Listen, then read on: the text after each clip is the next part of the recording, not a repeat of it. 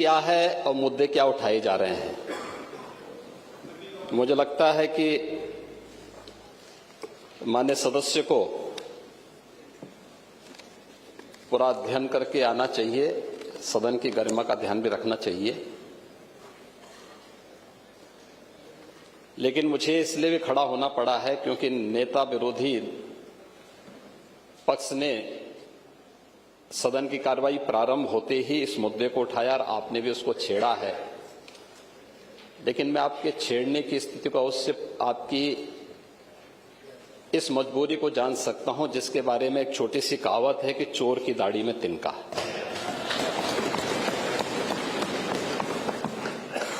प्रश्न है नकली दवाओं के सेवन से होने वाली मौतों के बारे में, जिसके बारे में उनको उत्तर दिया गया है कि इस प्रकार के कोई भी प्रकरण अभी तक उत्तर प्रदेश सरकार के संज्ञान में नहीं है। दूसरा, समय समय पर इस दिशा में खाद्य सुरक्षा और औषधि प्रशासन विभाग के द्वारा छापेमारी की कार्रवाई भी होती है। उत्तर प्रदेश के अंदर कोडिन कफ सिरप के मामले में, जिसको नेता विरोधी दल, मैं तो ये मानता था कि उम्र के चौथे पड़ाव पर व्यक्ति सच बोलने का आदि कम से कम इस उम्र में तो होगा ही, लेकिन इस उम्र में भी इस समाजवादी उनको झूठा बुलवा देते हैं। इस उम्र में तो कम से कम उसे झूठ मत बुलवाओ भाई, सच बोलने के उनको आदी होना चाहिए। और वो तो चेयर पे बैठ चुके हैं लंबे समय तक, स्पीकर के रूप में उन्होंने सदन को आगे बढ़ाया है। कोडिन कफ सिरप से उत्तर प्रदेश के अंदर कोई मौत नहीं हुई है। एक।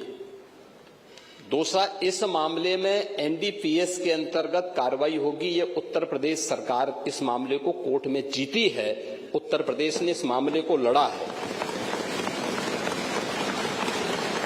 तीसरा, उत्तर प्रदेश में इसका जो सबसे बड़ा होलसेलर, जो बड़े होलसेलर हैं, जिसको सबसे पहले एसटीएफ ने पकड़ा था 2016 में, उसको लाइसेंस समाजवादी पार्टी ने जारी किया था।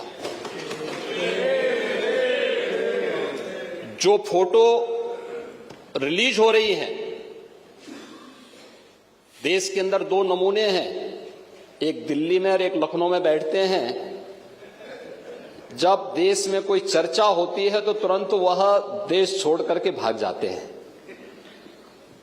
और मुझे लगता है कि यही आपके बबुआ के साथ भी हो रहा होगा। वह भी देश से फिर जाएंगे इंग्लैंड की सैर सपाटे में और आप लोग यहां चिल्लाते रहेंगे। महोदय, कोडिन कफ सिरप का मुद्दा जो इन्होंने उठाया है, मुद्दा था नकली दवाओं के सेवन के कारण होने वाली मौतों का। और उसके बारे में हमने पहले ही बताया है कि नकली दवा के कारण होने वाली मौत के प्रकरण की कोई भी बात अभी तक शासन के संज्ञान में नहीं आई है। और समय समय पर एफएसडीए विभाग इसको लेकर के छापेमारी करती है, कार्रवाई करती है। कंपनियों में भी इस प्रकार की कार्रवाई होती है। यूपी के अंदर कोडिन कफ सिरप, इसके केवल स्टॉकिस्ट हैं, होलसेलर हैं।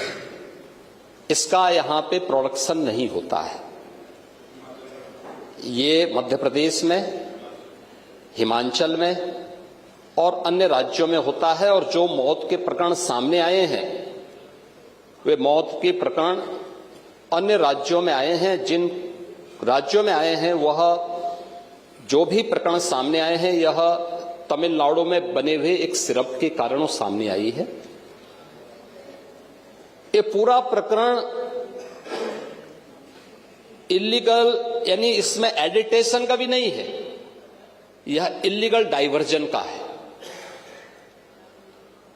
इस डाइवर्जन के माध्यम से इन होलसेलर ने, जिसमें सहारनपुर का भी है, गाजियाबाद का भी है, वाराणसी का भी है, लखनऊ का भी है और कानपुर का भी है, इन लोगों ने इसको उन देशों में पहुंचाया है, उन राज्यों में पहुंचाया है जहां मद्य निषेध है, लेकिन वहां पे नशे के आदी लोगों को इसको लेने की एक आदत सी है, तो वहां पर उसका दुरुपयोग किया गया है, जबकि बिना चिकित्सीय परामर्श के इसका सेवन नहीं हो सकता, खासतौर पर बच्चों के लिए।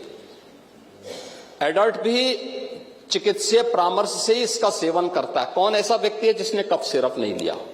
खांसी होती है, हर व्यक्ति लेता है, लेकिन चिकित्सीय परामर्श से उसमें लिखा जाता है। क्योंकि पढ़ाई लिखाई से आप लोगों का कोई वास्ता है नहीं, इसलिए आप लोग हमेशा इस प्रकार की बातें करते हैं।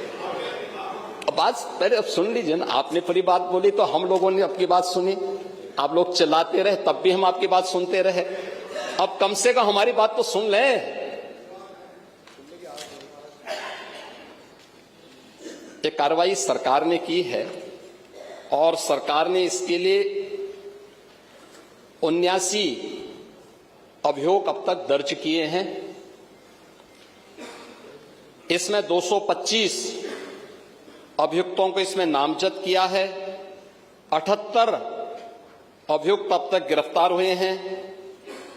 134 फर्म पर एक छापेमारी की कार्रवाई हुई है और इसमें अब तक जिन क्षेत्रों में ये आई हुई अलग अलग राज्यों से जुड़े हुए यह सभी केंद्र हैं, और मुझे लगता है अगर आप इसकी गहराई में जाएंगे तो घूम फिर करके वही मामला है कि वो कहीं ना कहीं कोई ना कोई समाजवादी पार्टी से जुड़ा हुआ नेता या उनसे जुड़ा हुआ कोई ना कोई व्यक्ति उसकी चपेट में आता है। और इलीगल ट्रांजैक्शन भी जो हुआ है वह भी आपकी लोहिया बहाने के एक पदाधिकारी के अकाउंट के माध्यम से हुआ है। एसटीएफ इसकी जांच कर रही है। इस पूरे मामले में हाईकोर्ट से उस पूरे मामले को एनडीपीएस के अंतर्गत इस मामले में मुकदमा चलना चाहिए। यह उत्तर प्रदेश सरकार ने इस लड़ाई को लड़ा है और उसको जीता है, और इस मामले में कोई भी अपराधी छूटने नहीं पाएगा। और चिंता मत करिए, समय आने पर बुलडोजर एक्शन भी, उसकी तैयारी भी रहेगी।